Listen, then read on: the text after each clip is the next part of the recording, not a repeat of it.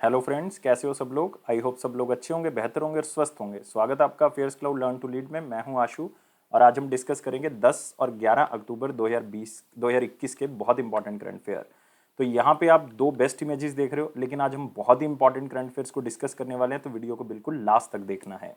लेकिन दोस्तों, साथ ही साथ आपने हमारी एप्लीकेशन को डाउनलोड कर लेना है। डिस्क्रिप्शन बॉक्स में लिंक दिया हुआ है, नाम है करियर्स क्लाउड, और लॉगिन कर लें अपनी ईमेल आईडी के थ्रू। और उसके बाद क्रैक करंट अफेयर्स के ऊपर क्लिक करके आप 1 साल या 2 साल की सब्सक्रिप्शन बाय कर सकते हैं। दोनों का प्राइस बहुत कम है, लेकिन आपका वो करंट अफेयर कवर हो जाएगा जो आपको हर एग्जाम में मिलेगा। लेकिन ये करंट अफेयर किस तरह से कवर कर रहे हैं। डेली सेक्शन मिलेगा, उसमें 3 तरह के सेक्शन होंगे, detail, question and answer format और एक होगा क्विज, जो कि आप हमारी एप्लीकेशन के ऊपर डेली अटेम्प्ट करोगे। वीकली सेक्शन होगा, वीकली में भी आपको 3 सेक्शंस मिलेंगे, detail, question and answer format और एक होगा क्विज, जो कि हर हफ्ते आप हमारी एप्लीकेशन के ऊपर अटेम्प्ट कर सकते हो और जान सकते हो कि कितना करंट फेयर मुझे याद रह रहा है। मंथली करंट फेयर्स होंगे, मंथली में आपको 4 तरह की पीडीएफ्स मिलेंगी, डिटेल करंट फेयर की, क्वेश्चन एंड आंसर फॉर्मेट की, बेस्ट 100 करंट फेयर, वो भी क्वेश्चन एंड आंसर फॉर्मेट में, और एक मिलेगी पॉकेट पीडीएफ, मतलब 2 लाइन में या 3 लाइन में आपको करंट फेयर मिल जाएगा, ताकि जल्दी जल्दी में आप करंट फेयर को रिवाइज कर सको। लेकिन आपकी प्रिपरेशन को और अच्छा करने के लिए हम आपको 20 अलग अलग तरह के टॉपिक्स की पीडीएफ दे रहे हैं, ताकि अगर एक टॉपिक से रिलेटेड जितनी भी न्यूज़ को आप रिवाइज करना चाहते हो वो एक ही पीडीएफ से कर सको। और अगर आप बैंकिंग के स्टूडेंट हो तो 3 सेक्शंस मिलेंगे, डिटेल का, क्वेश्चन एंड आंसर फॉर्मेट का और एक क्विज। लेकिन ये तीनों सेक्शन सिर्फ बैंकिंग एंड इकोनॉमी से रिलेटेड होंगे, लेकिन जो क्विज होगा वो आप हमारी एप्लीकेशन के ऊपर ही अटेम्प्ट कर सकते हो मंथली बेसिस पे। और जितना भी पास्ट करंट अफेयर जा चुका है 2021 का, वो एक ही पीडीएफ से सिर्फ रिवाइज करने के लिए आप एग्जाम पीडीएफ का यूज करोगे। और बजट और इकोनॉमिक सर्वे आपको डिटेल में मिल जाएगा, और एक्सपेक्टेड क्वेश्चन एंड आंसर भी आपको बताए जाएंगे जो बजट और इकोनॉमिक सर्वे से बन सकते हैं। और आप किसी भी स्टेट एग्जाम की तैयारी कर रहे हैं तो हम हर स्टेट और यूनियन टेरिटरी के करंट अफेयर भी आपको प्रोवाइड करेंगे। तो ये सारी चीज़ों के लिए कोई अलग अलग पैसे नहीं ले रहे, सब सिर्फ एक ही सब्सक्रिप्शन है। आपने हमारी एप्लीकेशन को डाउनलोड कर लें करियर्स क्लाउड को लिंक से, लॉगिन कर लें ईमेल आईडी के थ्रू, और क्रैक करंट अफेयर्स के ऊपर क्लिक करके आप इस सब्सक्रिप्शन को पे करें, जिसमें सारी चीज़ें मिल जाएंगी। और 1 साल या 2 साल की वैलिडिटी के साथ कर सकते हैं। बहुत ही प्राइस कम है, बहुत ही कम है, इवन चेक करें, मेरे कहने से आप खुद सरप्राइज हो जाएंगे। लेकिन जो नए स्टूडेंट हैं उनको मैं सलाह दूंगा कि वो 2 साल का बाय करें, इसलिए नहीं कि उसमें कुछ पैसा जो है वो एक्स्ट्रा मिलेगा हमें, ऐसा नहीं है। उसमें यह है कि अभी आप 1 साल का बाय करोगे तो आपको 2-3 महीने जो है वो तो करंट फेयर मिलेंगे मिलेंगे, मतलब पूरा 2021 का करंट फेयर आपको मिलेगा। 2022 का परचेज आप अलग से करोगे, 2022 में जैसे ही एंटर करोगे उसका प्राइस ज़्यादा होगा, क्योंकि वो अभी सिर्फ फ्रेश पैकेज होगा। तो अभी जो बाय करोगे वो बहुत ही कम प्राइस पे कर लोगे, तो इसलिए बहुत फायदा, और वैसे भी प्राइस बहुत कम है। और 10% एक्स्ट्रा डिस्काउंट मिल जाएगा अगर इस कोड का यूज़ करते हो, ASH10 का। इस नंबर और इस ईमेल आईडी पे संपर्क करें अगर आपको कोई भी डाउट है। 10 और 11 अक्टूबर का करंट फेयर स्टार्ट करते हैं। सारे बच्चों से रिक्वेस्ट है कि यार वो वीडियो को लाइक ज़रूर कर दें। यस, लाइक ज़रूर करना है वीडियो को, शेयर ज़रूर कर दें कम से कम एक दोस्त को। चैनल को अभी सब्सक्राइब करेंगे, फ्री मोस्ट इंपॉर्टेंट क्वेश्चंस को देखोगे, और टेलीग्राम ग्रुप को ज्वाइन कर लें ताकि ऑफिशियल नोटिफिकेशन आपको मिल जाए। क्वेश्चन क्या है, किसने ये बुक लिखी है। देखो, मोस्ट इंपॉर्टेंट में कवर कर रहा हूँ इसलिए बहुत इंपॉर्टेंट है। द कस्टोडियन ऑफ ट्रस्ट, तो किसने इस बुक को लिखा है। ये बुक लिखी है, मैं आपको हिंट देता हूँ कि वो SBI के चेयरमैन रह चुके हैं, पुराने चेयरमैन रह चुके हैं। तो इसमें एक ही नाम आपको मिलेगा और वो कौन है, रजनीश कुमार जी। 3 साल के लिए SBI के चेयरमैन रह चुके हैं। और ये बुक जो है वो द कस्टोडियन ऑफ ट्रस्ट जो है वो किसने पब्लिश की है, ये पेंगुइन रैंडम हाउस ने पब्लिश की है। याद रखना पब्लिशर कौन है। और इन्होंने अपना 40 साल का एक्सपीरियंस जो बैंकिंग सेक्टर का है उसमें, अपने 3 साल का जो SBI के चेयरमैन रह चुके हैं वो भी इन्होंने जो है वो शेयर किया है, और बताया है कि किस तरह से बैंक्स ने बहुत बड़ा रोल प्ले किया है ताकि गरीबी को हम खत्म कर सकें। वो बैंक्स का रोल जो है वो इन्होंने यहाँ पे बताया है, और किस तरह से बैंक्स ने अलग अलग तरह के चैलेंजेस को फेस किया, जैसे कि डीमोनेटाइजेशन हो गई, नॉन परफॉर्मिंग एसेट बढ़ रहे हैं बैंक के, मतलब लोन दिया है वापस नहीं आ रहा, और किस तरह से येस बैंक का क्राइसिस है, वो सारी चीज़ें इसमें बताई हुई हैं। रजनीश कुमार की बुक है the custodian of trust, SBI के पुराने चेयरमैन हैं, पेंगुइन रैंडम हाउस ने इसको पब्लिश किया है। लेकिन बाकी जो ऑथर देख रहे हो, लाइक कुणाल बसु देख रहे हो आप, अगेन बहुत फेमस इकोनॉमिस्ट हैं, इन्होंने बुक लिखी है in an ideal world, in an ideal world, तो ये बुक इन्होंने लिखी है। जयराम रमेश जी, अगेन बहुत फेमस पॉलिटिशियन है, द लाइट ऑफ एशिया, बहुत इंपॉर्टेंट क्वेश्चन है, the light of Asia book इन्होंने लिखी है। बिमल जलान, अगेन बहुत इंपॉर्टेंट इकोनॉमिस्ट हैं और बहुत सी कमेटीज के चेयरमैन रह चुके हैं। द इंडिया स्टोरी, याद रखना है, द इंडिया स्टोरी बुक जो है वो इन्होंने लिखी है। तो आप यहाँ पे कवर पेज देख सकते हो बुक का, the custodian trust, penguin random house की तरफ से पब्लिश की गई है। द बैंकर्स मेमोयर, मतलब बैंक के बारे में बताया हुआ है, रजनीश कुमार का फोटो यहाँ पे देख सकते हो। अगला क्वेश्चन है कि first Meltwater Champions Chess Tour जो है वो किसने जीता है। दोस्तों ये टूर बहुत इंपॉर्टेंट रहा, क्योंकि ये टूर्नामेंट जो है वो बेसिकली स्टार्ट हुआ था नवंबर 2020 में और ये खत्म हुआ है अक्टूबर 2021 में। मतलब कह सकते हो ऑलमोस्ट 10 महीने ये चला है, क्योंकि मेल्ट वाटर चैंपियनशिप का जो लक्ष्य था वो यही था कि 10 महीने तक ये सीरीज चलेगी। इसमें 10 ऑनलाइन जो है वो चैंपियनशिप्स करवाई जाएंगी चेस से रिलेटेड, जिसमें वर्ल्ड के टॉप प्लेयर्स पार्टिसिपेट करेंगे। और ये पूरे वर्ल्ड का most viewed online chess event है, मतलब सबसे ज़्यादा देखे जाने वाला चेस का इवेंट है पूरे वर्ल्ड के अंदर। तो ये बहुत बड़ी बात है। तो ये है मेल्ट वाटर चैंपियंस, ऑनलाइन प्रतियोगिता है, 10 महीने तक चली। 10 ऑनलाइन प्रतियोगिता के टूर्नामेंट करवाए गए, जिसमें सबसे ऊपर रहे मैग्नस कार्लसन, जो कि वर्ल्ड चेस के बादशाह हैं, मतलब पहले रैंक पे हैं वर्ल्ड चेस रैंकिंग के अंदर। और कौन सी कंट्री से बिलोंग करते हैं, नॉर्वे से बिलोंग करते हैं। तो इसमें मेल्ट वाटर जो टूर्नामेंट है इसके बारे में याद रखना है। और वर्ल्ड की पहली मेल्ट वाटर चेस ट्रॉफी जो है वो इन्होंने जीत ली है। बहुत इंपॉर्टेंट, इतना ही याद रखना है। कौन सी कंट्री से बिलोंग करते हैं, नॉर्वे से बिलोंग करते हैं। इवन $1 लाख घर लेके चले गए हैं ये, तो इतना याद रखोगे। और यहाँ पे मैग्नस कार्लन का चेहरा आप यहाँ पे देख सकते हो, Meltwater Champion Chess Tour इन्होंने जीता है। अगला क्वेश्चन आते हैं, कारुपुर कलमकरी पेंटिंग्स और एक है कलकोरिची वुड कार्विंग्स, मतलब जो लकड़ी को जो है वो अलग अलग शेप देते हैं, अलग अलग जो परिवर्तन करते हैं, तो वो हो गया कलकोरिची। और एक है कुरुपुर कलमकरी पेंटिंग्स। ये दोस्तों ज्योग्राफिकल इंडिकेशन टैग मिला है इनको, कौन सी स्टेट से हैं ये हैं दोस्तों तमिलनाडु से। तो आंसर क्या होगा इसका, बी होगा। तो याद रखना है 3 ज्योग्राफिकल इंडिकेशन टैग जो हैं वो मिले हैं तमिलनाडु को। एक तो आप देख रहे हो यहाँ पे कलमकरी पेंटिंग्स, एक आप देख रहे हो वुड कार्विंग्स, मतलब जो लकड़ी है उसको तराशना अलग अलग तरीके से। एक मिला है कन्याकुमारी क्लोव्स, कन्याकुमारी क्लोव्स मतलब जो लौंग हैं वहां पे मिलते हैं कन्याकुमारी के अंदर, तो उनको भी ज्योग्राफिकल इंडिकेशन टैग मिला है। और ये बहुत फेमस है, जो कलमकरी पेंटिंग्स हैं ये प्योर कॉटन क्लोथ के ऊपर बनाई जाती है, मतलब कपड़े के ऊपर बनाई जाती है जो प्योर कॉटन का है। और ये मंदिरों के अंदर यूज़ की जाती है, आप कह सकते हो घोड़ों के ऊपर यूज़ की जाती है, अलग अलग तरह से यूज़ की जाती है। और नायका रूलर्स थे यहाँ पे जो जिन्होंने इसको जो है वो स्टार्ट किया था 17वीं शताब्दी के अंदर। और जो वुड कार्विंग्स है ये मतलब लकड़ी को तराशते हैं अलग अलग तरीके से, मतलब ये मदुरई का आर्ट है, तो वो बनाते हैं लकड़ी से अलग अलग तरह की चीज़ें, अलग अलग डिज़ाइन के गहने बनाते हैं, अलग अलग तरह के डिज़ाइन तैयार करते हैं। तो हो गया वुड कार्विंग कलाकुरिची का। और एक हो गया हमारे पास लौंग, ये मतलब तेल निकालते हैं यहाँ से, जो कि आप कह सकते हो कि बहुत ही इंपॉर्टेंट है। और पूरे इंडिया से जो टोटल तेल की प्रोडक्शन होती है क्लोव्स की, खास करके लौंग से जो तेल निकालता है वो 1100 टन का होता है। 1100 टन तेल निकालते हैं एक साल के अंदर, जिसमें से 1000 टन जो है वो केवल तमिलनाडु से निकाला जाता है।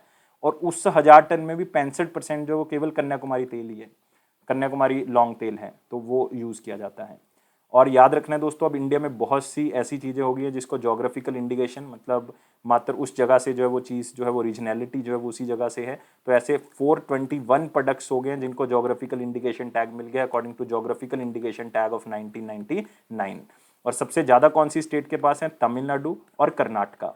तमिलनाडु और कर्नाटका के दोस्तों सबसे ज़्यादा ज्योग्राफिकल इंडिकेशन टैग है 43। तमिलनाडु के 43 हैं, कर्नाटका के 43 हैं।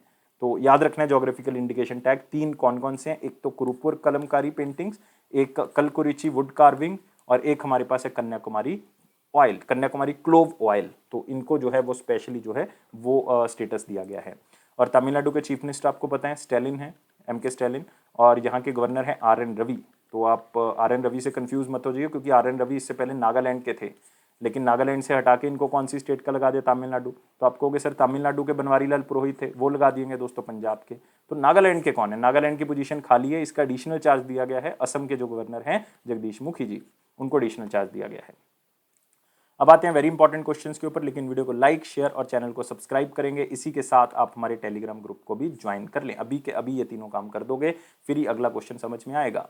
विच state launch the switch program to promote menstrual hygiene among adolescent girls.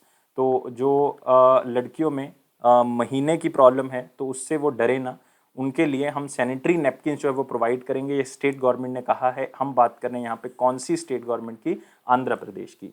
तो याद रखना है आंध्र प्रदेश के जो चीफ मिनिस्टर हैं अलग अलग स्कीम्स के लिए जाने जाते हैं, YS जगन मोहन रेड्डी जी। तो उन्होंने लॉन्च किया स्विच प्रोग्राम, ताकि जो आप कह सकते हो कि स्वच्छता है उसको बढ़ाया जा सके, खास करके उन लड़कियों में जो महीने की प्रॉब्लम से जूझ रही हैं, तो इसके लिए सरकार जो है वो 32 करोड़ रुपए जो है वो खर्च करेगी। इसमें होगा क्या कि जो सैनिटरी नैपकिन्स हैं, जो पैड्स हैं, वो सरकार फ्री ऑफ कॉस्ट देगी इन बच्चों को, और 10 लाख बच्चों को ये फ्री ऑफ कॉस्ट दी जाएगी जो 7वीं कक्षा से लेकर 12वीं कक्षा तक पढ़ते हैं। तो 10 लाख लड़कियों को जो है वो फ़ायदा होगा इसका। 7वीं से लेकर 12वीं कक्षा तक की जो बच्चे हैं, जो पढ़ती हैं, तो उनको ये सैनिटरी नैपकिन्स जो हैं वो दिए जाएंगे। और हर लड़की को एक महीने के अंदर 10 नैपकिन्स जो हैं वो दिए जाएंगे, मतलब एक साल के अंदर 120 नैपकिन जो है वो दिए जाएंगे। और टीचर जो है वो नोडल ऑफिसर्स होंगे एक तरह से, जो ये ध्यान रखेंगे कि सबको ये सैनिटरी नैपकिन जो है वो मिल जाए। और उनको अवेयरनेस भी प्रोवाइड की जाएगी ताकि किस तरह से उसको जो है वो डिस्पोज ऑफ करना है, ताकि स्वच्छता जो है वो बरकरार रहे। तो ये है स्टेट आंध्र प्रदेश। आंध्र प्रदेश के बारे में याद रख लें, विश्वभूषण हरिचंदन, विश्वभूषण हरिचंदन जो है वो यहाँ के गवर्नर हैं। वाई.एस. जगनमोहन रेड्डी जी चीफ मिनिस्टर हैं। यहाँ पे 3 इंपॉर्टेंट नेशनल पार्क्स मिल जाएंगे आपको। पापीकोंडा नेशनल पार्क मिल जाएगा, राजीव गांधी नेशनल पार्क मिल जाएगा जिसको हम रामेश्वरम नेशनल पार्क भी कहते हैं, और साथ में आपको श्री वेंकटेश्वरा नेशनल पार्क भी मिल जाएगा। ये 3 आपको आंध्र प्रदेश में मिलेंगे। तो आंध्र प्रदेश के चीफ मिनिस्टर वाई.एस. जगनमोहन रेड्डी जी, उन्होंने स्विच प्रोग्राम लॉन्च किया एडोलेसेंट गर्ल्स स्टूडेंट्स के लिए। याद रखना है 7वीं कक्षा से लेकर 12वीं कक्षा तक एक महीने में 10 sanitary napkin free of cost दिए जाएंगे। ये 2 चीजें इंपॉर्टेंट हैं।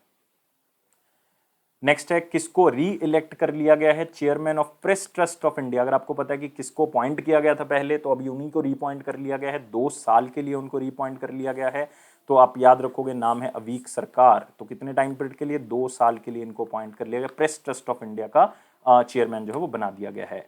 और जो अवीक सरकार हैं, ये फाउंडिंग मैनेजिंग डायरेक्टर हैं दोस्तों, और फाउंडिंग एडिटर भी हैं बिजनेस स्टैंडर्ड न्यूज़पेपर के। अवीक सरकार नाम याद रखना है बस यहाँ पे, और कुछ याद नहीं रखना।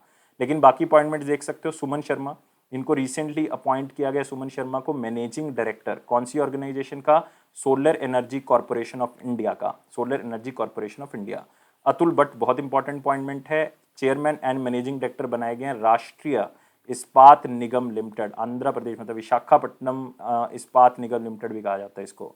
पंकज कुमार सिंह, इनको बनाया गया director general border security force का। अगेन बहुत इंपॉर्टेंट अपॉइंटमेंट है।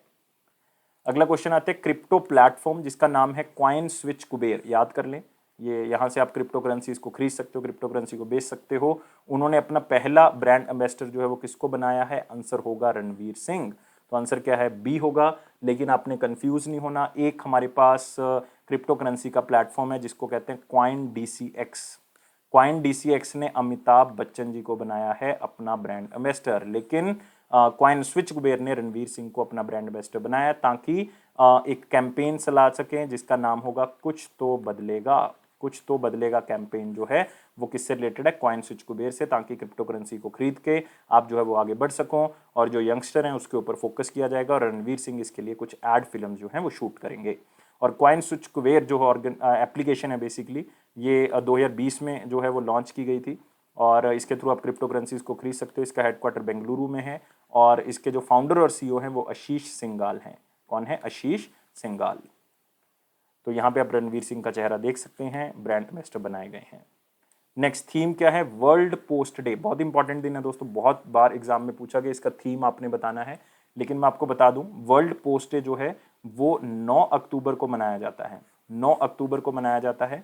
और जब 9 अक्टूबर को हम इसको मनाते हैं तो उसके पीछे कारण क्या है? क्योंकि एक इंटरनेशनल ऑर्गेनाइजेशन की स्थापना की गई थी जिसका नाम था UPU, मतलब यूनिवर्सल पोस्ट यूनियन। याद रखना है, यूनिवर्सल पोस्टल यूनियन। 1874 में इसकी स्थापना की गई थी, जिसके कारण 9 अक्टूबर को ही वर्ल्ड पोस्ट डे मनाया जाता है। और इसका थीम क्या है? Innovate to recover. तो आंसर क्या होगा इसका? बी होगा। तो आप यहाँ पे देख सकते हैं, वर्ल्ड पोस्ट डे 9 अक्टूबर को मनाया जाता है। थीम क्या है? Innovate to recover. इसका मेन मकसद यही है कि पोस्टल सेक्टर के बारे में अवेयरनेस क्रिएट की जा सके और लोगों को सशक्त किया जा सके, समझाया जा सके कि किस तरह से सोशल और इकोनॉमिकल डेवलपमेंट में जो है वो पोस्ट का भी जो है वो बहुत बड़ा रोल है। क्योंकि पहले यार पोस्ट का ही यूज़ होता था, वर्ल्ड आप व्हाट्सएप तो अभी यूज़ कर रहे हो, पोस्ट का ही ज़माना था। तो आज भी लोग जो है वो काफ़ी चीज़ें जो सीक्रेट होती हैं वो पोस्टल नेटवर्क के थ्रू ही जो है वो बेचते हैं। और इंडिया भी हर साल जो है वो एक नेशनल पोस्टल वीक जो है वो मनाता है, नेशनल पोस्टल वीक, और वो 9 से लेके 15 अक्टूबर के बीच में मनाता है। याद रखना है, ताकि लोगों में अवेयरनेस क्रिएट हो सके इंडिया पोस्ट के बारे में, और नेशनल लेवल पे इसको मनाया जाता है। तो इस ऑर्गेनाइजेशन के बारे में याद रखना है, UPU, इसका मतलब है यूनिवर्सल पोस्टल यूनियन। और इसको 1874 में जो है बनाया गया था। इसका हेडक्वार्टर कहाँ पे है? बर्न, स्विट्जरलैंड के अंदर। और दोस्तों इंडिया पोस्ट के बारे में भी याद रखो, इंडिया पोस्ट के जो डायरेक्टर हैं वो अभिषेक कुमार सिंह हैं, अभिषेक कुमार सिंह। और दोस्तों बाकी जो आप यहाँ पे देख रहे हो ये भी अलग अलग दिन के थीम है और बहुत इंपॉर्टेंट है। जैसे बिल्डिंग रेजिलियंस फास्टर देख रहे हो आप, ये दोस्तों वर्ल्ड वाटर वीक का थीम है, वर्ल्ड वाटर वीक का थीम है, जो कि 23 अगस्त से लेकर 27 अगस्त के बीच में मनाया गया। Building resilience faster. Rebuild better together, ये इंटरनेशनल डे ऑफ कोऑपरेटिव्स का, इंटरनेशनल डे ऑफ कोऑपरेटिव्स का थीम है। ये 3 जुलाई को मनाया गया।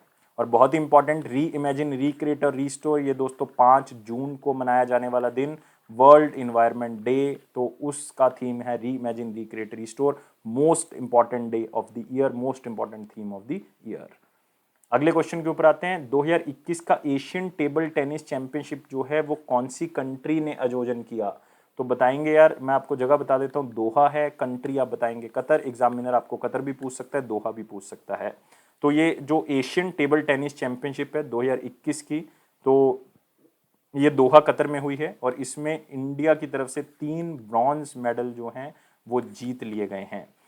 2 ब्रॉन्ज मेडल आप कह सकते हो कि मेंस डबल टीम ने जीते हैं, मेंस डबल टीम ने, और 1 ब्रॉन्ज मेडल जो है वो मेंस टीम ने, पूरी टीम ने जीता है। तो याद रखना है, थोड़ा सा इंपॉर्टेंट है। सिर्फ इतना याद रख लो कि कितने मेडल जीते हैं, 3 ब्रॉन्ज मेडल जीते हैं, 2 मेंस डबल की टीम ने जीते हैं, जिसमें एक टीम में थे हमारे पास शरत कमल, और एक टीम में थे शरत कमल और जी साथियान, और एक टीम में हमारे पास थे मानव ठक्कर और हरमीत देसाई। और जो मेंस टीम थी उसमें हमारे पास 3 लोग थे, एक तो शरत कमल थे, एक जी साथियान थे, और एक हमारे पास हरमीत देसाई थे। तो ये मेंस टीम के अंदर इन्होंने ब्रॉन्ज मेडल जीता और डबल के अंदर 2 प्लेयर्स ने, मतलब 2 टीम्स ने अलग अलग ब्रॉन्ज मेडल जीता है। और ये वर्ल्ड आप कह सकते हो एशियन टेबल टेनिस चैंपियनशिप जो है ये इंटरनेशनल टेबल टेनिस फेडरेशन की तरफ से जो है वो आयोजन किया गया। इसका 1926 में ये बनाई गई थी और इसका हेडक्वार्टर कहाँ पे है? लुसान, स्विट्जरलैंड के अंदर, लुसान, स्विट्जरलैंड। अगला क्वेश्चन आता है, कौन सा बैंक जो है वो आरबीआई की तरफ से ऑथराइज किया गया है कि वो डायरेक्ट टैक्स और इनडायरेक्ट टैक्स को कलेक्ट कर सकते हैं? मतलब आप कह सकते हो CBI, central board of indirect tax and customs, उनकी तरफ से भी अप्रूवल मिल चुका है। और आप कह सकते हो सीबीडीटी, मतलब central board of direct taxes की तरफ से भी अप्रूवल मिल चुका है कि भाई आप जो है वो हमारे टैक्सेस को कलेक्ट कर सकते हो। और ये बैंक कौन सा है हमारे पास? फेडरल बैंक है दोस्तों। आंसर क्या होगा? डी होगा। तो यहाँ पे देख सकते हो फेडरल बैंक को ये ऑथराइजेशन मिल चुकी है, वो डायरेक्ट और इनडायरेक्ट टैक्स को कलेक्ट कर सकता है। सीबीडीटी ने भी कह दिया, सीबीआईसी ने भी कह दिया, आरबीआई की तरफ से भी कह दिया है। मतलब अब लोग जो हैं वो अपना डायरेक्ट और इनडायरेक्ट टैक्स पे करने के लिए फेडरल बैंक की एप्लीकेशंस को यूज़ कर सकते हैं। और वो एप्लीकेशन, जैसे कि इनकी एप्लीकेशन है फेड नेट, मतलब नेट बैंकिंग फेडरल बैंक की यूज़ कर सकते हैं। फेड ई बिज, मतलब जो कॉर्पोरेट बैंकिंग है बिजनेसमैन के लिए, वो यूज़ कर सकते हैं। ऐसी इनकी जो बैंकिंग एप्लीकेशन है फेड मोबाइल, उसको भी यूज़ कर सकते हैं। इवन इन्होंने इस मोबाइल एप्लीकेशन को अपडेट भी कर दिया है।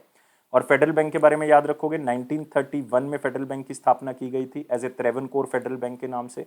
इसका हेडक्वार्टर जो है वो अलुवा, केरला के अंदर है। इसके एमडी और सीईओ श्याम श्रीनिवासन हैं, श्याम श्रीनिवासन। और इसकी टैगलाइन है your perfect banking partner, your perfect banking partner. अगला क्वेश्चन आता है, इंडिया और कौन सी कंट्री ने एमओयू साइन किया है ताकि वो ट्रेडिशनल मेडिसिन सिस्टम को इम्प्रूव कर सकें? उस कंट्री के अंदर भी खास करके, मतलब मैं बात कर रहा हूँ कौन से मंत्रालय की? मिनिस्ट्री ऑफ आयुष की बात कर रहा हूँ। तो यहाँ पे मैं बात कर रहा हूँ क्रोएशिया की। तो आंसर क्या होगा? बी होगा। तो क्रोएशिया, तो इंडियन इंस्टीट्यूट ऑफ आयुर्वेदा है इंडिया की तरफ से, और उधर क्रोएशिया का एक इंस्टीट्यूशन है। तो उन्होंने मेमोरेंडम ऑफ अंडरस्टैंडिंग साइन किया कि हम ट्रेडिशनल मेडिसिन को, मतलब आयुर्वेदा को प्रमोट कर सके। बहुत ही सिंपल है कि आयुर्वेदा को हम किस तरह से आगे रिसर्च कर सकते हैं दोनों कंट्रीज मिलके, और किस तरह के कोर्सेज जो हैं वो लॉन्च कर सकते हैं आयुर्वेदा से रिलेटेड, ताकि इसमें नॉलेज जो है वो बढ़ाई जा सके। और खास करके क्रोएशिया के अंदर जो है वो हम आयुर्वेदा के बारे में जागरूकता लोगों में पैदा कर सकें, मेडिकल एजुकेशन जो है वहाँ पे दे सकें। और क्रोएशिया की जो कैपिटल है वो है ज़ैग्रेब, और इसकी जो करेंसी है वो है क्रोशियन क्यूना, क्रोशियन क्यूना। तो यहाँ पे आप देख सकते हो ट्रेडिशनल मेडिसिन के लिए, आयुष के लिए बेसिकली ये साइन हुआ है, आयुर्वेदा के लिए। टाटा सन्स ने जो है वो एयर इंडिया को अक्वायर कर लिया। मैंने आपको कल भी ये क्वेश्चन करवाया था, 18,000 करोड़ में अक्वायर कर लिया है। लेकिन आप टाटा सन्स प्राइवेट लिमिटेड को भी याद कर सकते हो, या उनकी एक सब्सिडरी है, उन्हीं की कंपनी है जिसको कहते हैं टेलिस प्राइवेट लिमिटेड, उन्होंने खरीदा है 18,000 करोड़ में। 100% हिस्सेदारी खरीद ली है एयर इंडिया की, जो कि गवर्नमेंट ऑफ इंडिया के पास थी, या उनकी एयर इंडिया की एक छोटी एयरलाइन जो आप कह सकते हो लो कॉस्ट एयरलाइन है, एयर इंडिया एक्सप्रेस कहते हैं उसको, AIXL, air India express limited, तो उसको भी खरीद लिया 100% हिस्सेदारी। और 13,500 एम्प्लॉइज़ हैं, अब वो टाटा एयरलाइंस के लिए काम करेंगे, जिसको शायद एयर इंडिया का नाम ही दे रखें, शायद चेंज ना करें, लेकिन फिर भी आपने याद रखना 18,000 करोड़ में इसको खरीदा गया है।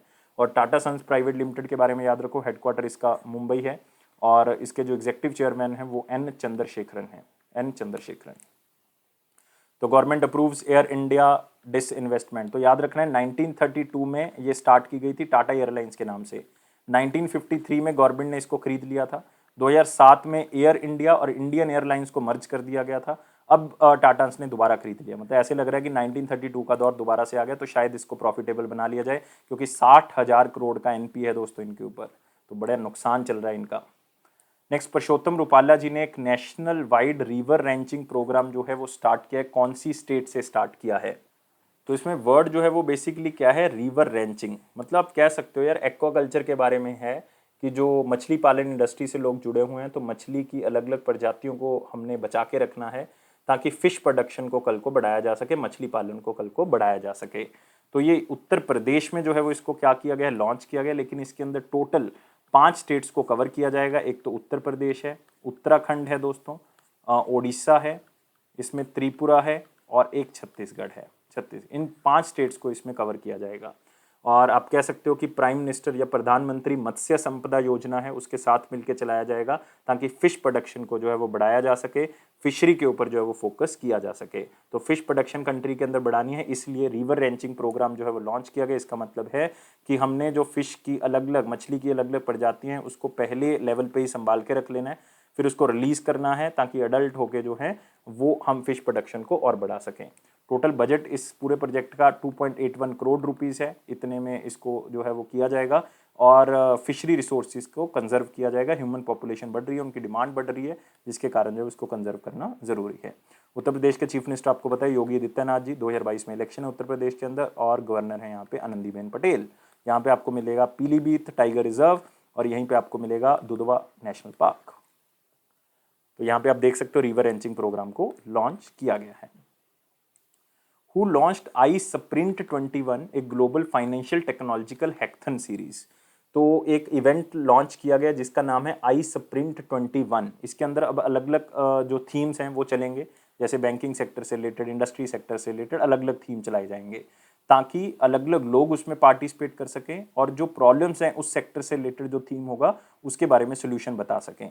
और ये लॉन्च किया है international financial service centre authority, पता होना चाहिए आपको, इन्होंने लॉन्च किया है गिफ्ट सिटी के साथ मिलकर, मतलब Gujarat International Financial Tech City के साथ मिलकर iSprint को लॉन्च किया है, ताकि जो हम प्रॉब्लम्स फेस कर रहे हैं अलग अलग सेक्टर्स में, उसके सोल्यूशन जो हैं वो ये कंपटीशन करवा के हम क्या कर सकते हैं, खत्म कर सकते हैं।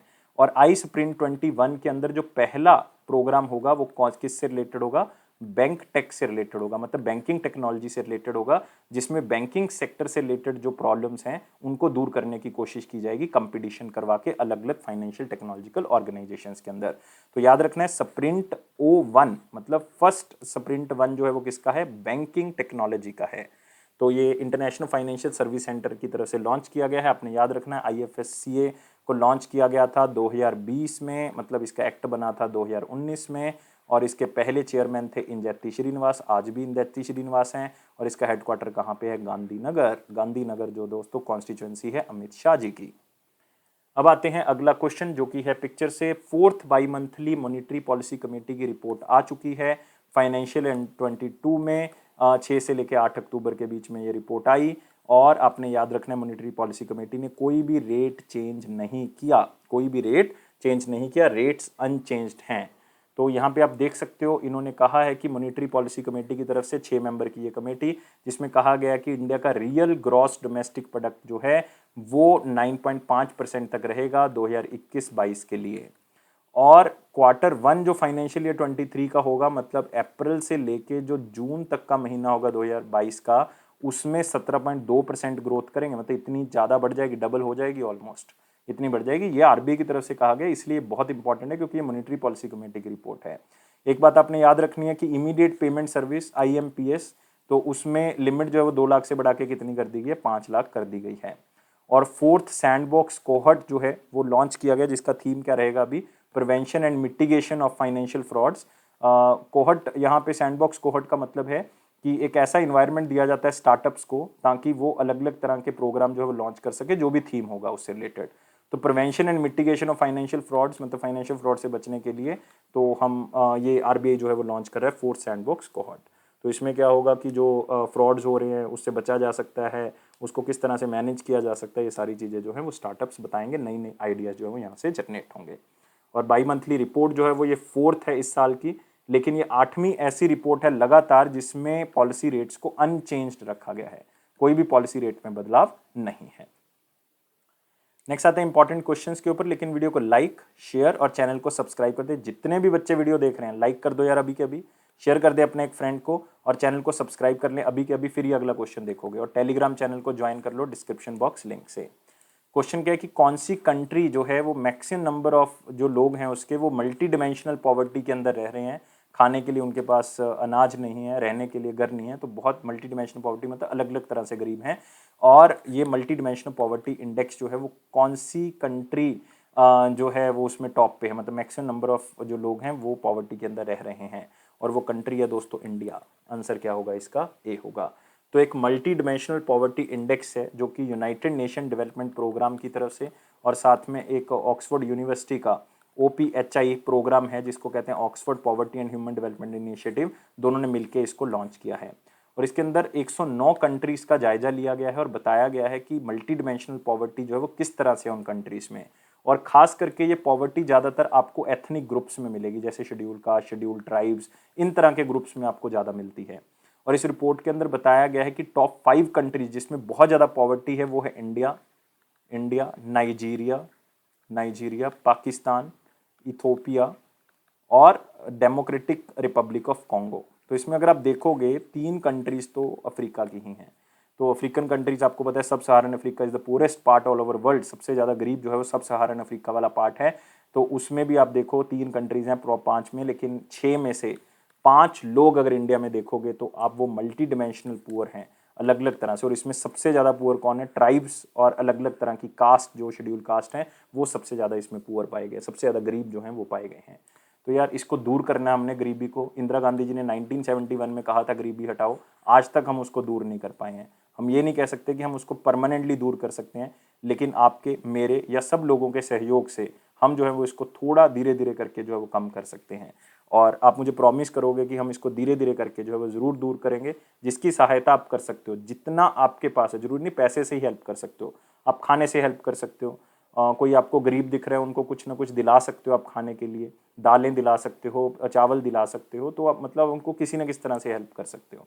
तो उससे क्या होगा कि उनको खाने के लिए मिल जाएगा, न्यूट्रिशियस फूड भी मिल जाएगा। तो इतने पैसे यार वैसे भी तो खर्च कर देते हो, तो एक दिन नहीं करोगे, कोई चीज़ मार्केट से नहीं खरीदोगे, तो उससे अच्छा है कि आप किसी को कुछ खिला दो, ये ज़्यादा फायदेमंद रहेगा। पैसे मत दो किसी को, खिलाओ उसको, अनाज दो, ये ज़्यादा फायदेमंद होगा। और यूनाइटेड नेशन डेवलपमेंट प्रोग्राम के बारे में याद रखें, UNDP की स्थापना 1965 में की गई थी, इसका हेडक्वार्टर न्यूयॉर्क है, यूनाइटेड स्टेट्स ऑफ अमेरिका में। नेक्स्ट है माई पोर्ट एप्लीकेशन लॉन्च की गई, बहुत ही सिंपल सा क्वेश्चन है। जो हमारे मिनिस्टर ऑफ पोर्ट हैं सर्बानंद सोनोवाल जी, उन्होंने इसको लॉन्च किया ताकि पोर्ट से रिलेटेड जो भी इंफॉर्मेशन है वो आपको इस एप्लीकेशन के ऊपर मिल जाए। मतलब आपको कितना टैरिफ देना पड़ेगा, कितना पैसा देना पड़ेगा इधर से उधर चीज़ भेजने में, ठीक है, पोर्ट हॉलीडेज़ कौन कौन सी हैं, ठीक है, अब कोई भी कंटेनर स्टेटस क्या है, कहाँ पे वो पहुँच चुका है, ठीक है, ये सारी चीज़ें आपको इस एप्लीकेशन के ऊपर मिल जाएंगी 24/7, ये याद रखना है आपने। और सर्बानंद सोनोवाल जी जो कि पहले असम के जो है वो चीफ मिनिस्टर हुआ करते थे। नेक्स्ट आते हैं वन लाइनर इंपॉर्टेंट पॉइंट्स में, जिसमें पहला है पावर मिनिस्ट्री ने रिवीजन की है कुछ गाइडलाइंस में, जो कि बायोमास पैलेट से लेके कोल बर्निंग थर्मल पावर प्लांट्स में। मतलब अब हम क्या करते थे, पेट्रोल के ऊपर एथेनॉल की ब्लेंडिंग करते हैं, आपको पता ही है पेट्रोल और एथेनॉल की ब्लेंडिंग होती है। ऐसे कोल और बायोमास पैलेट्स की भी ब्लेंडिंग होती है ताकि कोल को जो है वो बचाया जा सके। तो 5% जो है वो बायोमास ब्लेंड करना है, मिलाना है कोल के अंदर, और इसको जो है वो यूज़ में लेके आना है। 2022 को ये पॉलिसी स्टार्ट की जाएगी, जिसमें जो है वो हमने 5 को फिर 7% करना है, और 2 साल के अंदर अंदर ये 5 से 7% कर देना है। और ये 25 साल की पॉलिसी है, मतलब इससे हम कोल को बचाने की ओर बढ़ रहे हैं। नेक्स्ट है अदानी फाइनेंशियल सर्विस कंपनी ने जो है वो 10% स्टेक खरीद लिया है कॉमन सर्विस सेंटर ग्रामीण ई स्टोर का, जो कि गवर्नमेंट ऑफ इंडिया के अंडर आता है। तो ये सिंपली आपने इतना लाइन ही याद रखनी है। Indian naval fast attack craft है T-80, उसको डीकमीशन कर दिया, उसको अलविदा कह दिया है मुंबई महाराष्ट्र के अंदर। तो आपने थोड़ा सा याद रख लेना है कि इसको जून 1998 के अंदर जो है वो कमीशन किया गया था और इसको सुपर दवोरा MK2 क्लास का माना जाता है। दवोरा MK2 क्लास जो कि एक श्रेणी है इंडियन नेवी की, और ये इसराइल ने बनाया था और इसकी स्पीड अच्छी थी और ये अलग अलग कोस्टल सिक्योरिटी एक्टिविटीज़ में इसने पार्टिसिपेट किया है। महाराष्ट्र और गुजरात के खास करके एरिया के अंदर इसने सिक्योरिटी को प्रोवाइड किया है। तो विदाई दी गई है, अब नाम है इसका T-80 दवोरा MK2 क्लास। कॉमर्स और इंडस्ट्री मिनिस्टर पीयूष गोयल जी ने एक सेमिनार को अटेंड किया है, एक इंटरनेशनल कॉन्फ्रेंस थी जिसको कहा जाता है ICRIER। ये 13th एनुअल कॉन्फ्रेंस थी जो कि G20 से रिलेटेड थी। और आपने याद रखना है सिर्फ इतना ही कि इंडियन काउंसिल, IC का मतलब Indian council for research on international economic relation, और ये 13th मीटिंग उसकी G20 की जो है वो हुई है, उसको पीयूष गोयल जी ने अटेंड किया क्योंकि वो हमारे कॉमर्स एंड इंडस्ट्री मिनिस्टर है। और उन्होंने बताया है कि इकट्ठे मिलके ही हम जो है वो कोविड-19 पैंडेमिक से जूझ सकते हैं, क्योंकि जो हमारे पहले लक्ष्य थे वो कहीं ना कहीं जो है वो ख़राब हो चुके हैं। किसी न किसी तरह से हमारी प्रायोरिटीज़ जो हैं कोविड से रिलेटेड हो गई थी, जिसके कारण हम 2 साल जो है वो लक्ष्य से भटक गए हैं। तो G20 की जो कंट्रीज़ हैं, मतलब 19 कंट्रीज़ हैं, एक ऑर्गेनाइजेशन इसकी मेंबर है, तो क्यों ना हम मिलके जो हैं वो दोबारा से उसी फोकस के ऊपर उसको लेके जाएं। नेक्स्ट NGRI जो इंस्टीट्यूशन है उसने हेलीबॉर्न सर्वे जो है वो स्टार्ट करवाया है मैपिंग ग्राउंड वाटर करने के लिए। तो बहुत ही सिंपल है यार, मतलब जो जितेंद्र सिंह है union minister of state independent charge science and technology के, उन्होंने नेशनल जियोफिजिकल रिसर्च इंस्टीट्यूट के द्वारा तैयार किया गया हेलीबॉर्न सर्वे जो है वो लॉन्च किया गया। नेशनल जियोफिजिकल रिसर्च इंस्टीट्यूट जो कि कहाँ पे, हैदराबाद में। CSIR का ये इंस्टीट्यूशन है, मतलब council of scientific and industrial research का। और इनका मानना है कि इस हेलीबॉर्न सर्वे से, मतलब कह सकते हो कि हेलीकॉप्टर को यूज़ किया जाएगा और उसके थ्रू 3D इमेजेस को खींचा जाएगा हाई रेजोल्यूशन की, जो कि धरती के नीचे 500 मीटर की डेप्थ गहराई वाली पिक्चर्स आपको लाके दे देगा वो, जिससे क्या होगा कि आपको नीचे का वाटर लेवल पता लग जाएगा कि कहाँ तक है वो। तो इससे हम उसको देख सकते हैं। ये अभी 4 स्टेट्स में लॉन्च किया गया जहाँ पे वाटर लेवल की थोड़ी सी दिक्कत है, जैसे राजस्थान, गुजरात, पंजाब और हरियाणा, बॉर्डरिंग स्टेट्स हैं आपस में, तो आप कह सकते हो कि इनमें ये लॉन्च किया गया है। और जितेंद्र सिंह याद रखोगे, मिनिस्टर ऑफ स्टेट हैं, इंडिपेंडेंट चार्ज है साइंस एंड टेक्नोलॉजी का। नेक्स्ट है इंडिया फिनिशेस 3 ब्रॉन्ज मेडल, मैं आपको बता चुका हूँ एशियन टेबल टेनिस चैंपियनशिप के अंदर। अब आते हैं 9 अक्टूबर 2021 का क्वेश्चन क्या था। बहुत ही सिंपल क्वेश्चन था कि Insurance Regulatory and Development Authority कब बनाई गई। आपको पता है दोस्तों, liberalisation, privatisation and globalisation reforms 1991 में किए गए थे, उसमें प्राइवेटाइजेशन थी, तो इंश्योरेंस सेक्टर के अंदर भी प्राइवेटाइजेशन की गई। तो प्राइवेटाइजेशन से फ्रॉड बढ़ सकते हैं, इसलिए इंश्योरेंस सेक्टर को रेगुलेट करने के लिए एक बॉडी बनाई गई जिसका नाम था insurance Regulatory and Development authority of India. और इसकी स्थापना कब की गई, 1999 में की गई, 1999। इसका हेडक्वार्टर कहाँ पे है, हैदराबाद। और इसके चेयरपर्सन आजकल कौन है, सुभाष चंद्र खुंटिया जी। नेक्स्ट आते हैं question of the day, again बहुत ही simple question. When was the general insurance corporation of India incorporated. GCI की बात कर रहे हैं दोस्तों, LIC तो सबको पता है 1956 में, GIC का बताना है आपने फटाफट। और मैं वेट कर रहा हूँ आपके आंसर का, लेकिन सब बच्चों ने यार वीडियो को लाइक जरूर कर देना है, चैनल को शेयर कर दें, वीडियो को शेयर कर दें, कम से कम एक दोस्त को। सब्सक्राइब अभी करेंगे, अभी के अभी बेल बटन को प्रेस कर दें, ताकि कोई वीडियो अगर ऑन टाइम नहीं पहुंच पाती तो आपको पता लग जाता है कब पहुंचेगी। टेलीग्राम ग्रुप को भी ज्वाइन कर लें। अफेयर्स क्लाउड का ये प्रॉमिस है कि आपके कॉन्फिडेंस को जरूर बूस्ट करेगा, लेकिन एक प्रॉमिस आपको करना होगा कि आप खुश रहोगे, इसी तरह से आगे बढ़ते रहोगे और लाइफ को बहुत ज़्यादा सीरियस नहीं लोगे। Thank you guys, take care and bye bye.